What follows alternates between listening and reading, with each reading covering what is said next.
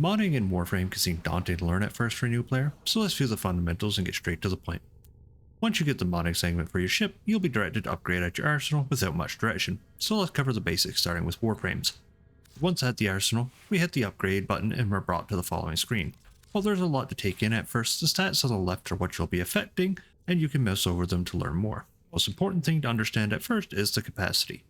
You start with 15 capacity and get 1 every 2 levels of the item you're modding, to a total of 30 at max level, or every 2 levels of your mastery rank, whichever is higher, giving you an additional 15 extra points for a total of 30 for most items. You can see that I'm rank 11, so that is 15 plus 5 for 20. Now let's look at the mods on the bottom. The number in the top right of the mod, that is the capacity cost. So if you equip the 4 cost mod, it reduces your capacity by 4. Simple. However, next to the cost is also a symbol.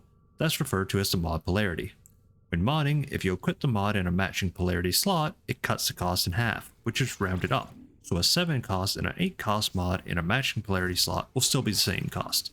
Mismatch, and it will cost 25% more, rounded up. The next thing to know is that you can also level up mods, referred to as a mod rank. Here is a 7 cost version of Rush, and we have a lower cost version down here.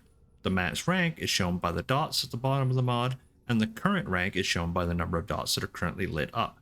Enhancing the mods make them stronger, but also make them cost more capacity. You can easily upgrade mods by hovering and holding right click as shown. Enhancing cost credits, your in-game currency, and Endo, a resource that will come from enemy drops, mission rewards, and breaking down duplicates. You'll also get other ways to get Endo as you progress. Now we'll upgrade this mod, which costs 7, a second time, which will now make it cost 8. And we can see that in a matching polarity slot, it will still cost the same as expected. At the top, we also have 2 special mod slots, the Aura slot on the left that we'll talk about in a bit, and the Etzlis slot on the right that is currently locked. You'll unlock this slot later, but for now know that only Etzlis mods will go in this slot. An Etzlis mod has the Etzlis symbol in the top center of the mod, as seen here on Rush and Enemy Sense. As you rank up your mods and they start costing more, that 30 max capacity will start to feel pretty low. So let's go over ways to increase your capacity. The first way to get more capacity for Warframes is using the Aura slot we mentioned. You can only equip Aura mods in this slot, but instead of costing capacity, they increase it, and matching the polarity will give double the amount listed on the mod. We have one here called Dreamer's Bond. This is given to you for completing the Venus Junction right after the tutorial quest. You just have to upgrade a mod once to unlock and complete this junction. Also, Aura mods are buffed to the entire team, not just you, so make sure you always have one equipped. Then you'll see a different polarity symbol here on Dreamer's Bond than the others. This is the universal symbol, so it'll always match regardless of the polarity of your Aura slot, meaning it will give you double the capacity that is listed. So at match rank, this would provide you with 14 capacity. The next way to increase capacity is by using Orokin reactors and Orokin catalysts, known as potatoes in the community. Blue catalysts are for weapons, while gold reactors are for warframes and companions. When consumed to equipped on a piece of equipment, they will double the base max capacity from 30 to 60. Now this will not affect the amount given from your aura, so this means in general a warframe will have 74 max capacity with a max aura, the 30 doubled to 60, plus a 7 cost aura, which will then be doubled to 14 when in the aura slot. Now the last and an important way to make use of your capacity is with Forma.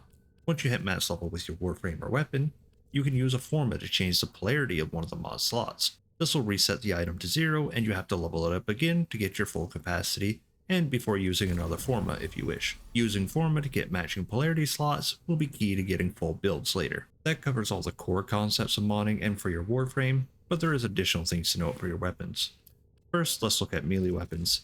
Here, similar to aura mods, we have an extra slot that increases capacity. This is called a stance mod for melee weapons. This mod will also affect the attacks and combos you do with your melee weapon. Now let's look at your primary and secondary. On these you'll also see an extra slot.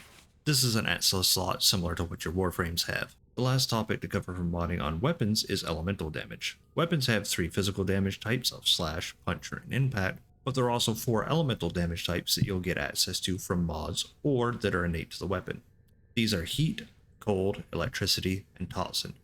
Each has an effect that you can apply on hit based on your status chance, and you can see what the effect is by mousing over it when the element is on your weapon. However, the 4 elemental mods can also combine, giving you additional options as seen here. Different groups have different weaknesses that can be seen as suggested damage types when selected a mission. Choose what you feel is needed and what you enjoy, and explore these options as you play the game and have some fun. That covers the fundamentals of modding, but if you're a new player that happened to find this video, here are some final little tips to help you get started. When modding your Warframe, put on redirection and vitality for just a little bit extra survivability as you try out different mods and try out your own build, as early on, nothing's going to really be a threat. Also to remember, always equip your aura, which is going to be Dreamer's Bond early on that I mentioned. For weapon modding, I would say just equip your plus damage mods like Serration on your primary, and as you get them, plus multi-shot mods. From there, you can also equip plus crit chance and crit damage, and then decide on some elemental mods.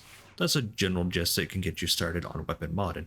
And for your reactors and catalysts to increase your capacity, or forma to get more out of it, they are a bit rare to you as a new player, but not so rare that you have to extremely worry about it. Just don't slap them on anything, and if you like a piece of equipment, put them on and then just have fun with Warframe and enjoy it as much as I have over these years. So that's all for your relevant Warframe information. The last here is just a little bit of rambling. This here is going to be my first video as I just test this out and experience what it's like to try to make videos and making small basic intro tutorials for new players if things that I've seen people struggle on or not quite understand at the start. And this is just a learning process that I'm doing for fun, so feel free to leave any feedback, any criticisms. Let me know what you think if you actually find this useful.